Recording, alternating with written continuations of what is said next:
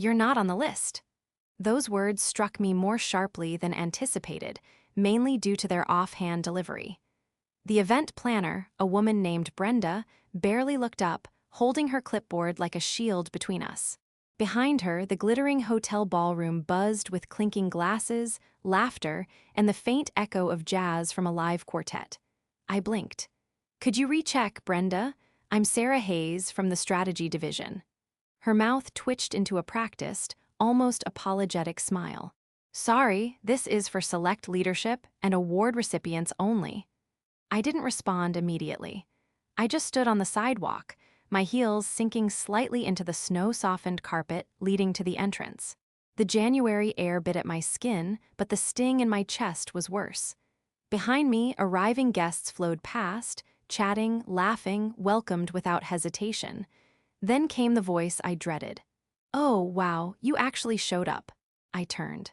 It was Brittany, my coworker, the intern who'd been promoted after presenting my year-long project as her own. She wore a floor-length navy gown, her confidence like a potent perfume. Beside her, her date smirked, appraising me as if I were a misplaced caterer.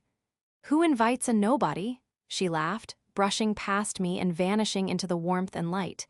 I could have left then, most would have. But I stood a moment longer, letting the reality settle, cold like frost on glass. 6 years, years of late nights, meeting deadlines no one else could, fixing broken systems, building models they didn't comprehend. And still, I was outside, while those who took credit for my labor celebrated within. Then, a vibration in my coat pocket. My phone, the screen lit with one word, "Ready?" It was the message I'd awaited. I didn't hesitate. I hit send and walked away.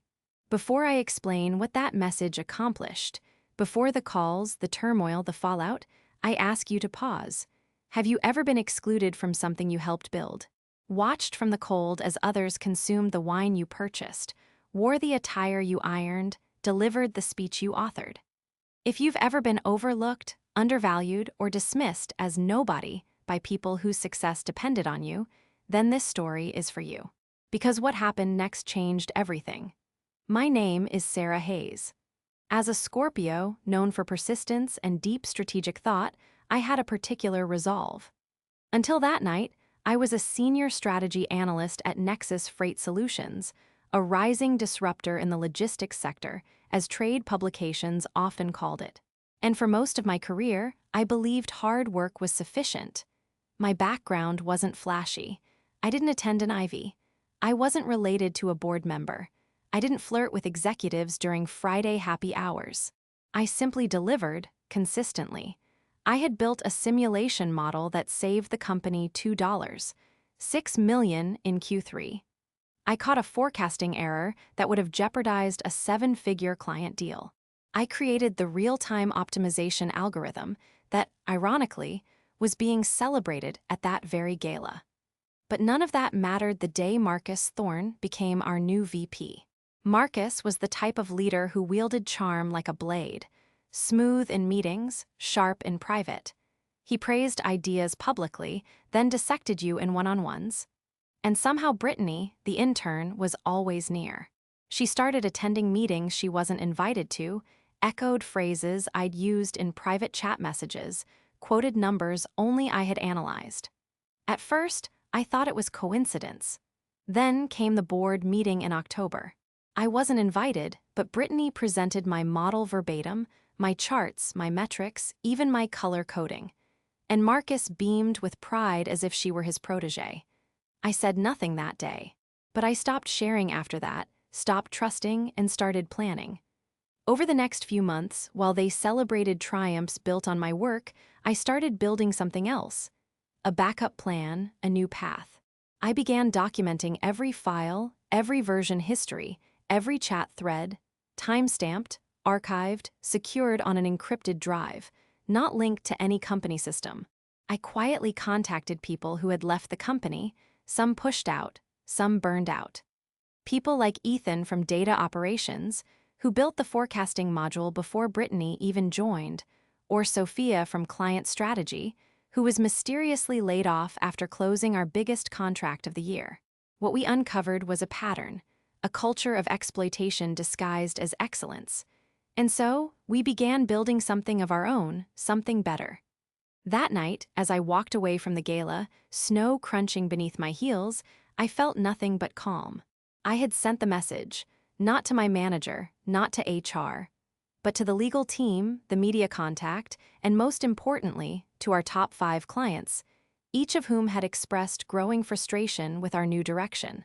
Attached was proof of theft, misuse, and falsehoods, along with a very simple proposal. The next 30 minutes would change everything, but I didn't linger. I just kept walking. I didn't even reach the subway station before the calls started. 1, 2, 5, 11, 38. The screen glowed with names I knew too well. Marcus, HR, the COO, even Brittany. I answered none. Not because I didn't want to, but because I already knew what they'd say. I'd heard it all before. It's just business. You're a team player, right? This isn't personal. But this time, it was profoundly personal. They hadn't just taken my work. They'd taken my voice, my credibility. And when they barred me from that gala, they made one final mistake. They underestimated me. When I got back to my apartment that night, I didn't celebrate. I changed into sweatpants, tied my hair back, and opened my laptop. It was time to confirm my suspicions. The documents had been opened, downloaded, forwarded, screenshots taken. The metadata told me everything. I logged into our secure workspace, ours, not theirs, and saw the green light flash. Connected, Ethan, Sophia, Chloe, we were live. Status, I typed. Sophia responded first. PR, CFO forwarded the client memo at 8:11 p.m. Legal read the report at 8:17. Marcus opened the contract audit log. Ethan chimed in next. Summit Logistics, one of the clients, asked for a meeting tomorrow morning. They saw your offer. Looks like they're ready to talk. I stared at the screen, heart pounding, not from fear, but from clarity. Every move we made was within bounds. Every document cited public performance metrics, internal reporting files I had access to, and client-facing data I had personally developed. And crucially, every innovation they paraded had my name stamped in its file history.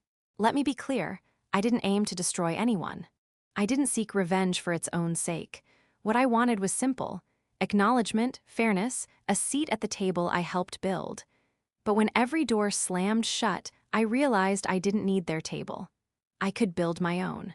It began 6 months earlier. The company had started shifting its structure, or so they claimed. Realigning, Marcus called it. New faces appeared in high-level meetings. Titles shifted without explanation. People were promoted without performance reviews. Some teams saw layoffs. Others, like ours, saw sudden growth, just not for those who'd earned it. The warning signs were everywhere. Sophia had led our international client portfolio for 3 years when she was pulled off a major deal and replaced by someone with a fancier LinkedIn profile. She protested. 2 weeks later, her position was eliminated. Ethan, the data operations lead, built the system we all relied on for logistics efficiency. After requesting budget for upgrades, he was suddenly demoted and reassigned. No explanation, no justification. The message was clear: loyalty doesn't matter, politics do. I began archiving everything. Not secretly, but silently. Quietly, diligently. I stored version histories, email receipts, meeting logs. I tracked deliverables and who presented them. And when the intern, Brittany, started showing up to meetings, quoting slides I hadn't shared with her, I added timestamps to everything I built. I never accused her, never confronted her. I just prepared. 3 months ago, I reached out to Sophia and Ethan, not with accusations, but with a question. If you could build a company from scratch, how would you do it differently? We talked for hours, then weeks, then we began sketching. We weren't naive. We weren't planning a billion-dollar empire overnight, but we believed in something simple: a company that didn't reward exploitation. A company where impact outweighed title, where talent wasn't wasted under middle managers obsessed with optics. We built the framework. Then, we filed for an LLC under a name that held meaning for all of us. Lumina Systems, symbolizing clarity and new beginnings after a dark period. Back in the apartment, messages kept coming. Marcus, Sarah, call me immediately. This isn't how professionals handle things. Brittany. I didn't know the whole story. Can we talk, please? HR, this matter has escalated. We'd like to invite you for a formal meeting. I shut the laptop. It was too late for apologies, too late for warnings disguised as diplomacy. They'd called me a nobody. They'd laughed, toasted inside while I stood in the cold. And now they were scared. The next morning, we met with Summit Logistics in a private video call. I presented our alternative system, more transparent, more efficient, more agile than anything Nexus Freight currently offered. They didn't hesitate. We've been waiting for someone to build this, the VP said. Send over the paperwork. By noon, we had our first official client. By 6 p.m., I was officially no longer employed at Nexus Freight. They didn't fire me. I resigned, sending my letter in silence. No speech, no fanfare. I just clicked send and felt free. By the time I woke up the next morning, my inbox had 112 unread messages. 3 were from the CEO himself, 16 from legal. Just one, from Brittany. The subject line read, "I think we made a mistake." She didn't know the half of it. I didn't respond. Instead, I logged into Lumina Systems' dashboard. Overnight, the Summit Logistics deal had triggered a ripple effect. A second client, Pinnacle Cargo, reached out after someone in their procurement department saw our presentation slides, likely forwarded by a frustrated contact inside. They wanted a meeting. That afternoon, I met with Ethan and Sophia in the co-working space we were renting hourly. There was nothing glamorous about it. Just 3 desks, a coffee machine that sputtered more than it brewed, and a cracked window that whistled when the wind picked up. But it was ours. Ethan had barely slept. He looked exhausted yet energized, like a man who just realized the cage door was open. I mapped out the optimization module based on their most recent performance reports, he said, spinning his laptop to show me the live dashboard. Sophia leaned over his shoulder. If this works as we expect, it could cut Pinnacle Cargo's holding costs by 19% in Cone alone. My heart thumped. Let's ensure they see that clearly. We spent the next 4 hours rehearsing our pitch. It wasn't just about numbers, it was about credibility. Pinnacle Cargo was a $700 million company. If they signed with us, there was no turning back. Meanwhile, at Nexus Freight, panic quietly bled through the cracks. Former coworkers started messaging me on private accounts, some congratulating me, others fishing for information. One direct message stood out. "Sarah, legal just pulled all our internal chat archives. Everyone's paranoid. Marcus is locked in meetings with compliance. They think more people are leaving. Are they right?" I didn't reply, but yes, they were right. 2 more employees had already agreed to join Lumina Systems if our funding round closed. Chloe from Partnerships, Ryan from Enterprise Sales. Both had been pushed aside or ignored so many times they barely needed convincing. We weren't just building a company, we were building a haven. The Pinnacle Cargo meeting was scheduled for 2 p.m. They logged in from a sleek, glass-walled conference room. We logged in from a space with a flickering overhead light and a whiteboard still stained from someone else's brainstorm. But we were ready. I shared my screen and walked them through the entire framework. How we'd restructure their supplier prioritization model, use real-time data analytics to forecast bottlenecks, and provide executive-level dashboards that actually made sense. When I finished, silence held for 5 full seconds. Then came the question, "Why isn't your system already on the market?" Sophia answered, calm and direct. "Because until now, the people who built it weren't the ones allowed to launch it." By 4:00 p.m., we had a verbal agreement. At 5:37 p.m., Marcus called again. This time, he left a voicemail. "Sarah, we need to talk. Look, I know things weren't handled perfectly, but going behind the company's back, poaching clients, that's career suicide. We can still fix this if you come in tomorrow. There's a new position we've been discussing, Vice President of Strategy. We can even talk equity." He still didn't get it. He thought this was about a title. At 6:02 p.m., I received an urgent email. It was from Nexus Freight's legal counsel. Subject line: cease and desist, unauthorized use of confidential materials. They claimed I had violated confidentiality clauses by misappropriating intellectual property. They referenced client lists, pitch materials, and optimization models. But what they didn't realize, or didn't want to admit, was that everything I had used was created on my personal devices, in my own time, well outside my employment contract scope. And I had proof: logs, timestamps, witnesses, archived chat threads. I sent a single reply: please refer to Clause 9. 4 in my signed agreement regarding independent developments. All materials presented to third parties were created without company resources or access to proprietary files. Your team's prior written acknowledgement of this was filed on July 3, 8:12 a.m. Confirmed by IP audit logs. Happy to provide additional documentation if necessary. I never heard from legal again. That night, I sat in bed with a takeout box on one knee and my laptop on the other. On the screen was a spreadsheet titled Pipeline Phase 2. 4 companies were listed, all Nexus Freight clients. All had experienced recent issues: slow implementation, poor communication, tech stagnation. And all had previously reached out to me directly with questions before Marcus had ordered them redirected to someone more senior.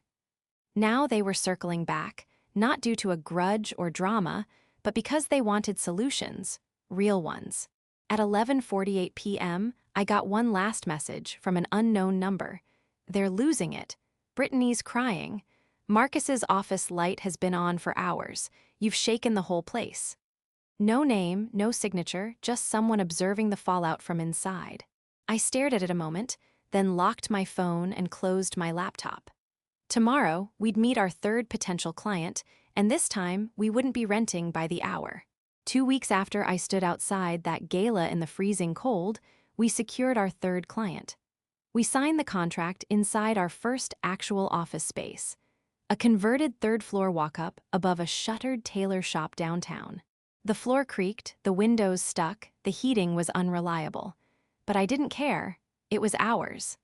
The contract was with Meridian Express Solutions, one of Nexus Freight's most profitable mid-tier accounts. They had quietly reached out to Ethan after reading about our deal with Pinnacle Cargo. The email said, "We've been concerned with declining service levels. We'd like to explore alternatives." It was only one sentence, but I'd read it 5 times. Meridian Express moving their business, that was the first sign Nexus Freight had a real problem. And still, they didn't understand what was happening. On the 3rd Friday of that month, the story broke. We had just finished a late strategy session. Ethan was ordering pizza. Sophia was running through implementation timelines when my phone lit up.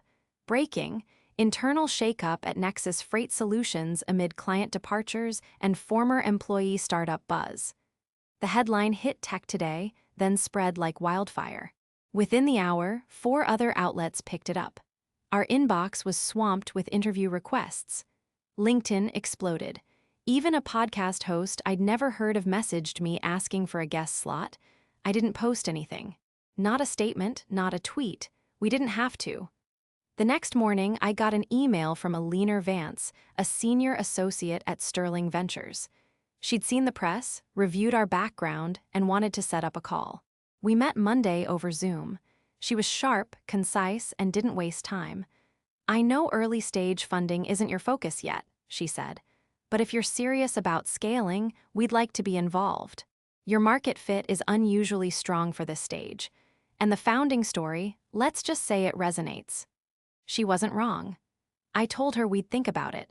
The truth was, we'd been bootstrapping, pulling from personal savings, side consulting gigs, and modest monthly retainers from our clients. But funding would change the game. The question was whether it would change us, too. Meanwhile, Nexus Freight was in full containment mode. One of my former coworkers, Chloe, forwarded a company-wide email she'd received. It was from Marcus. Subject: navigating change with strength. We've experienced some recent transitions that have sparked external speculation. Please remember, we remain committed to our values of innovation, collaboration, and excellence. No single individual defines our success. Translation: panic thinly veiled as control. But behind the curtain, the numbers told a different story. 4 clients had left. 2 large enterprise deals were on hold. Half a dozen key staff had either resigned or gone silent, likely planning exits. Their stock dipped 11% in 10 days. Then came the meeting with Sterling. Eliner and 2 partners offered us a $1.6 million seed round on a clean term sheet. No grabby clauses, no creative equity traps. I should have been thrilled, but I was cautious. We spent the weekend reviewing the offer, every detail, every clause. I'd seen too many companies gain traction only to be swallowed by the same politics they tried to escape. That wouldn't happen here, Sophia said it best. We didn't leave one broken machine just to build another. We negotiated for founder-controlled governance, non-dilutive grants for our first hires, and commitment to inclusive hiring practices written into our operating agreement. They agreed. We signed the term sheet Monday morning. Lumina Systems officially had funding. And for the first time in my life, I wasn't dependent on anyone's permission to lead. Later that week, Marcus made a public statement, not a press release, but a video. It was 2 minutes and 44 seconds long. Slick lighting, company banners behind him, a carefully written script. Innovation is a collective journey, he said. We celebrate all contributors, past and present. We wish our former employees well in their ventures, but rest assured, Nexus Freight's foundation is strong. The smile at the end was hollow. What really caught my eye, though, was the twitch in his left hand, the slight tremble, the forced calm. He knew the ground was shifting. He just didn't know how fast. That same evening, Chloe called me. "I'm done," she said. "I can't stay there anymore. It's like watching a building collapse in slow motion. Nobody trusts each other.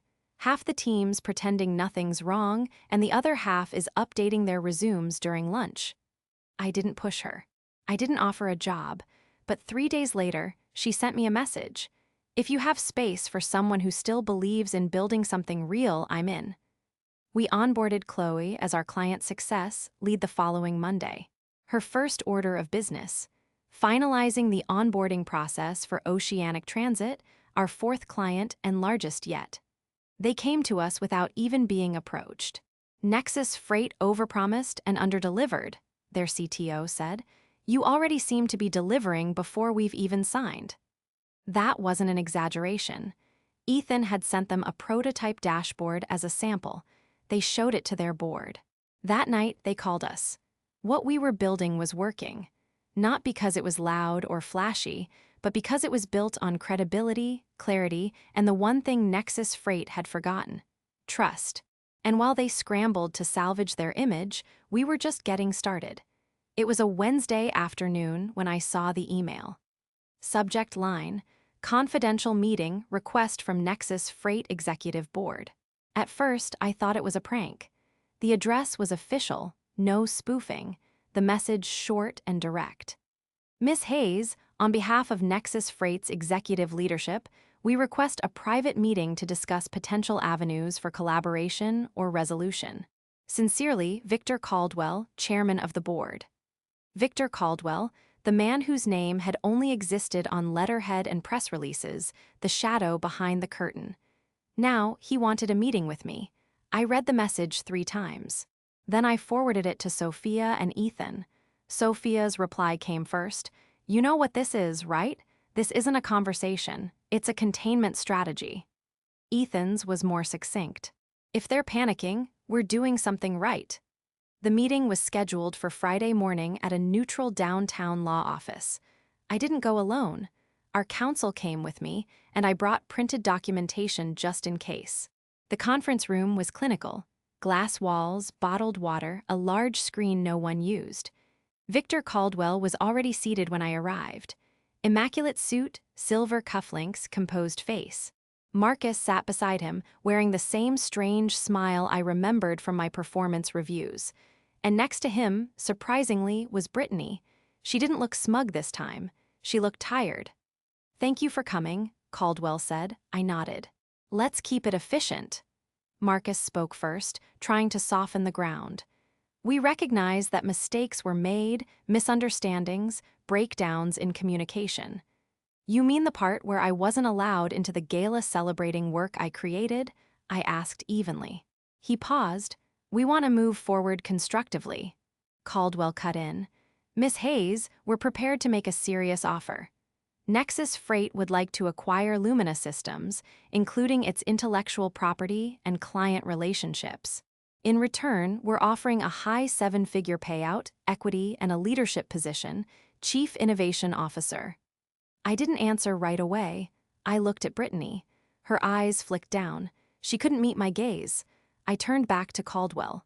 You want to acquire the company you tried to discredit. The same company your legal team threatened 2 weeks ago. The same company that exists because you undervalued the people who built your success. Caldwell didn't flinch. Business evolves. You're clearly a talented leader, but competing against Nexus Freight is an uphill battle. We have scale, resources, reach. You also have a PR crisis, I said. 4 major clients gone, a public stock dip, and a rapidly growing narrative that your company rewards the wrong people. Marcus shifted in his seat. Caldwell's voice hardened slightly. We don't intend to let this go on indefinitely. If you refuse the offer, we will pursue all available measures: competitive blockades, legal routes, strategic buyouts of key personnel. Our attorney leaned forward. None of which will hold up given our IP filings and non-compete exemptions under state law. Caldwell looked at me again. Sarah, you built something great, but you're still small. We're giving you a chance to fold it into something bigger. Secure your legacy and move on from this fight. I looked around the room, the polished table, the sterile walls, the people who once told me I wasn't worth a seat. Then I reached into my folder and pulled out a single page. A graph, client growth by week. Lumina Systems line rising fast. Nexus Freight's declining client by client. I already am something bigger, I said quietly. I'm not here to secure my legacy, I'm building it. Caldwell looked at Marcus. Marcus looked at Brittany. She finally spoke. I didn't know how much of it was yours. I only saw what I was given. I'm sorry. I gave her a slow nod. I believe you, but the damage was done. Caldwell stood. Very well, we'll consider this conversation closed. I stood too. No, Mr. Caldwell, you'll consider it closed. I'm just getting started. When we left that building, the sun was sharp and clear. It was still cold, but I didn't feel it. By the time we got back to the office, our inbox held a new message. Client inquiry, Zenith Global Shipping. Their contract with Nexus Freight was up for renewal. They wanted a call. Ethan looked at me. Should we take it? I smiled. Let's make room. That night, we stayed late in the office, not to catch up, but to prepare. Because the next step wasn't just growth. It was scaling, real systems, full-time staff, international expansion. They had offered me a title. I'd chosen a mission, and the ripple was turning into a wave. 1 year to the day after I stood outside the gala with snow soaking through my shoes, I stepped onto a stage under bright lights. This time, invited. It was the annual Logistics and Innovation Summit, the biggest industry event of the year. My name was printed on the program as keynote speaker, and the room was full. Executives, investors, founders, analysts, and yes, even a few familiar faces from Nexus Freight.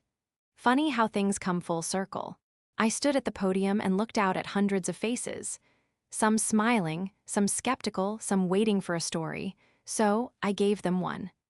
Exactly 1 year ago today, I began, I was told I wasn't on the list. I stood outside a gala, one that celebrated a project I had built, while my former coworkers toasted inside. Even the intern who had taken credit for my work was applauded while I stood in the cold. The room was silent. I didn't argue. I didn't knock on the door. I just pulled out my phone and pressed send. You could feel the shift. Some leaned in, others nodded slightly. The quiet recognition of being excluded, of being overlooked. I didn't spend the speech attacking Nexus Freight. That wasn't the point. I didn't need to name them. They had already named themselves in headlines, in shareholder calls, in whispered updates across the industry. Instead, I told the truth. how Lumina Systems had started with 3 people in a co-working space and grown to a team of 42. How we had launched with 0 external funding and now operated in 3 countries, serving 12 major clients, 7 of whom had once worked with Nexus Freight.